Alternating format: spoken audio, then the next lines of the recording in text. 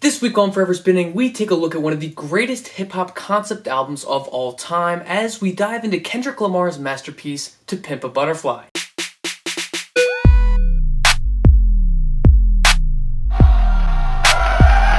Perfect. After the release of his critically acclaimed 2012 LP, Good Kid, Mad City, Kendrick had to make a decision of where to go for his next album. Rising to the highest level of stardom, he knew that he had to make a record that was both meaningful but also appealed to his millions and millions of fans across the world. It would take him until 2014 to formally announce that he was working on a new record titled To Pimp a Butterfly. After touring in support of Good Kid, Mad City, along with touring with Kanye West for his Yeezus tour, Kendrick decided to make a stop in South Africa. It was there that he would see Nelson Mandela's prison, a place that would have a profound impact on Kendrick both as a person as well as in his music. The impression that his trip to South Africa would end up having on him would completely change the landscape of his music. And upon arriving back in the US, he would begin constructing and crafting the album that would end up being To Pimp a Butterfly. And while this is a Kendrick Lamar album, he certainly utilizes the talents of those around him to make his ideas a reality. Most of this help would come from his many producers, including Flying Lotus, Soundwave,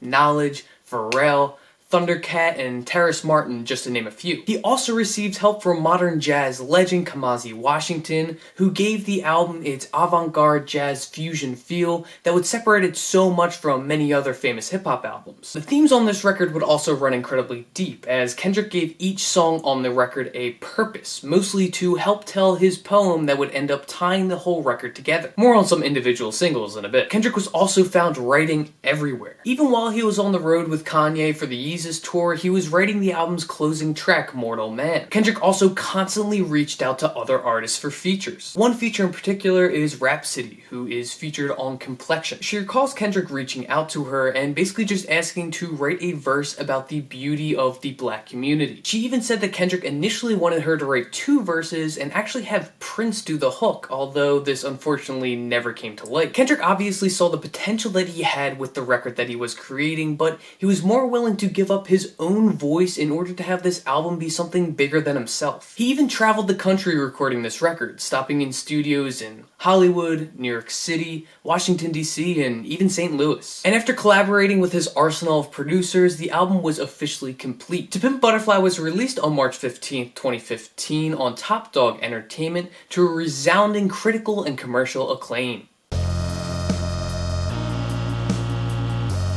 The first single to be released alongside To Pimp a Butterfly was I, which was released on September 23rd, 2014. The single version of I sounds completely different than the album version. This is mostly due to the fact that the single version is a studio recording, while the album version is a mixture between a studio version and a live recording. The mixing is also completely different, as well as some of the verses being changed from the single version to the album version. One constant thing did stay the same though, and that would be the sampling of That Lady by the Isley Brothers. Kendrick personally visited Ronald Isley, the lead singer of the Isley Brothers, and asked for his permission to use their music on I. Ronald obliged and actually ended up re-recording That Lady for Kendrick's use, and also performed on another track, How Much a Dollar Cost. I would end up peaking at number 39 on the Billboard Hot 100 and also receive awards at the 2015 Grammys for both Best Rap Performance and Best Rap Song. The next single to be released alongside of To Pimp a Butterfly is The Blacker the Berry, which was released on February 9th, 2015. Kendrick worked with multi-instrumentalist Terrace Martin and Jamaican artist Assassin for this racially charged track. While the first single, I, talks about self-love and appreciation, The Blacker the Berry talks about self-hatred due to radicalized racism. Kendrick received a lot of hate for this track, mostly due to the song's final lines talking about the death of Trayvon Martin. At the end of the song, Kendrick raps, "So why did I weep when Trayvon Martin was in the street?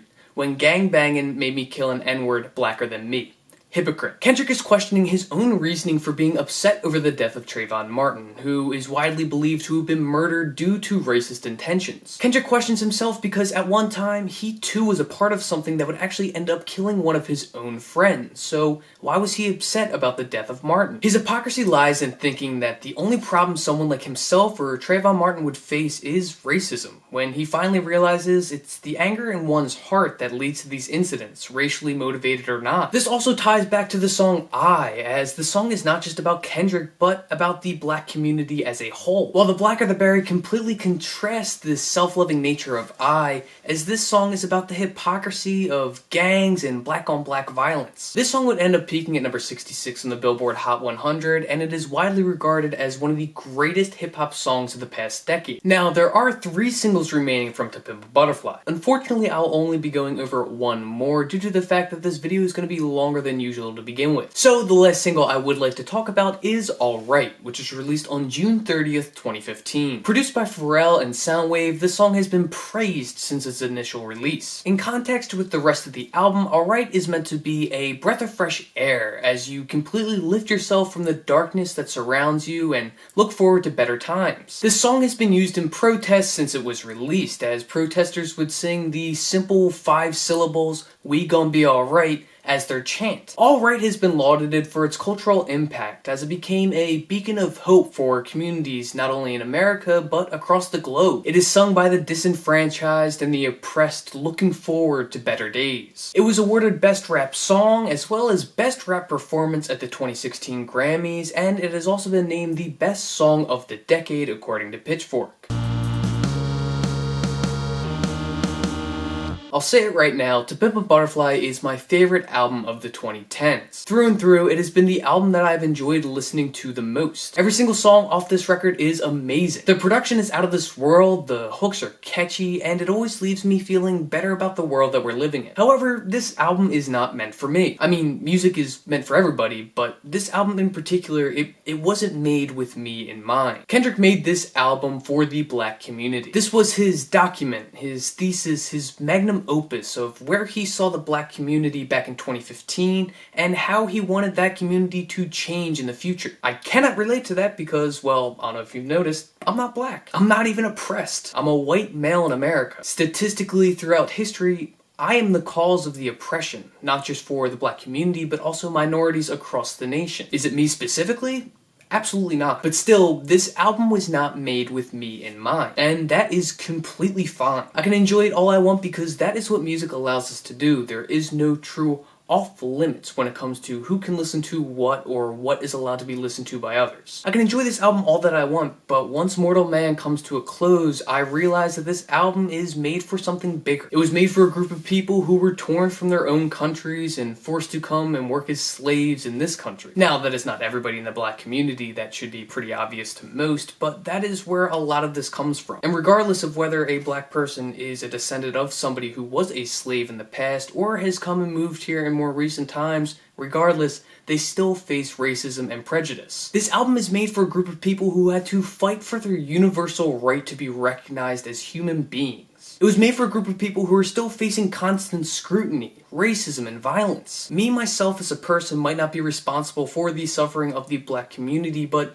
people just like me are. I guess what I'm trying to say here is that I can appreciate this album for a multitude of reasons, whether that be because this is one of the greatest jazz fusion hip-hop records of all time, or because some of these tracks are just great to throw on at a party, but at the end of the day, I cannot truly connect with this album, and that is perfectly fine. It just simply needs to be a great album to me. It doesn't need to be this beacon of hope that it is for a different community, whether that is just the black community or others who have been oppressed. The white American males do not need this album. And I don't know whether that comes off in a bad way or not, but I don't want it to come off in a bad way. I don't need this album because I have not been oppressed. I don't know what that feels like. And to those who have been oppressed and hurt and have been beaten down by racism or prejudice or whatever it may be, this album was made for you because it was made by somebody who understands that and wants to bring that to a light. But from the sound of this album, what Kendrick seems to be trying to say is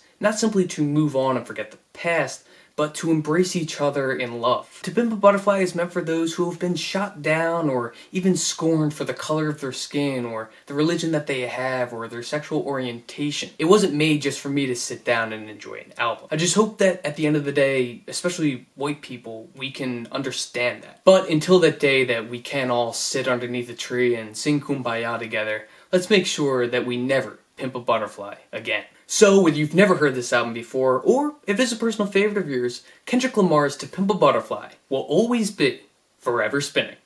Thanks for watching.